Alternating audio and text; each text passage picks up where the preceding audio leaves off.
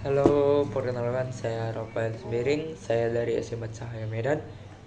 Kali ini saya akan sedikit membahas tentang sesosok orang inspiratifku. Pasti kita sendiri punya seseorang sebagai inspiratif kita. Seseorang yang bisa memberikan dampak positif bagi kita agar kita bisa berubah dari zona zaman kita yang buruk bisa menjadi lebih baik. Seperti Soekarno mengatakan, barang siapa yang ingin mutiara, mereka harus berani terjun di lautan yang dalam. Yang artinya, bila seseorang yang ingin berubah 360 derajat, pasti harus berani menerima proses yang ada. Dan di balik proses itu juga, kita pasti membutuhkan seorang inspiratif kita. Dan kali ini saya akan sedikit berbincang-bincang dengan sesosok orang inspiratif saya. Baik, Patrick, mungkin di sini saya akan sedikit bertanya-tanya mengenai dirimu sendiri. Yang ingin saya tanyakan itu, apakah kamu pernah mengalami jatuh mental atau mental down? Oh, pernah waktu SMP saya kan memang tinggi saya, memang saya kecil, saya di JJI, saya situ sempat kok bisa ya orang ini berkata begitu pada saya. Sebelah situ saya seperti menghindar lah dari teman saya yang menyebabkan ataupun yang membuli saya.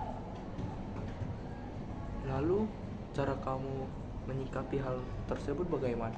Saya biasanya dapatkan itu konseling dari guru BK ataupun dari orang tua saya.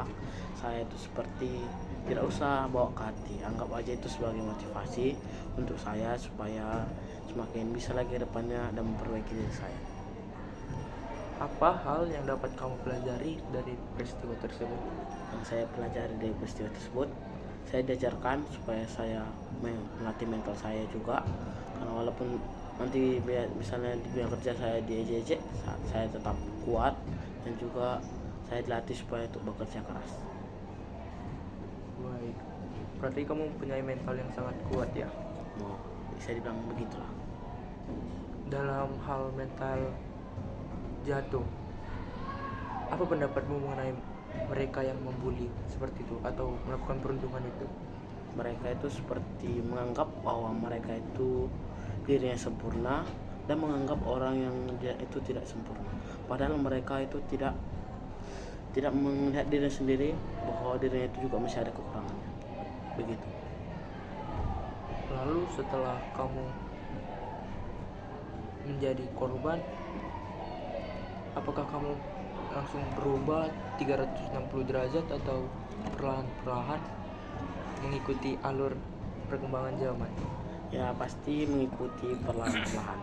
Karena kalau berubah langsung secara 360 derajat itu sangat susah dilakukan. Jadi kita mulai dari apa yang awalnya harus diperbaiki dan sampai seterusnya sampai berputar ataupun 360 derajat. Tidak langsung sepenuhnya gitu.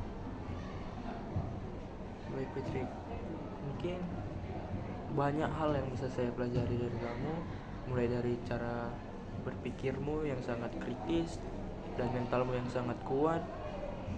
Baik, saya juga ingin bertanya mengenai motivasi. Apakah kamu mempunyai motivasi tersendiri yang bisa membangkitkan dirimu? Ya, saya punya motivasi dalam diri saya supaya bahwa jika kita dibully itu anggap aja itu sebagai candaan, supaya kita untuk lebih berubah dari yang dulu sampai sekarang. Dan juga saya menerapkan itu perbanyak perbuatan daripada perkataan, karena kalau kita banyak bacot tapi pekerjaan kita tidak ada, itu sama dengan Pesan yang bisa kamu sampaikan terkait dengan peristiwa yang pernah kamu alami itu bagaimana? Oke, jadi pesannya jangan anggap itu sebagai pikiran atau beban, dan juga buat itu sebagai motivasi kita untuk kita melangkah ke depannya untuk memikirkan masa depan kita.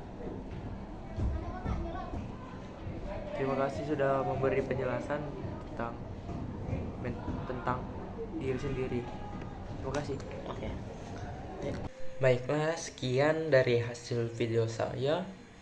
yang dapat saya simpulkan adalah bahwa kita tidak boleh menilai seseorang melalui fisiknya, karena di mata Tuhan itu semua kita adalah sederajat dan tidak ada yang dilebih-lebihkan.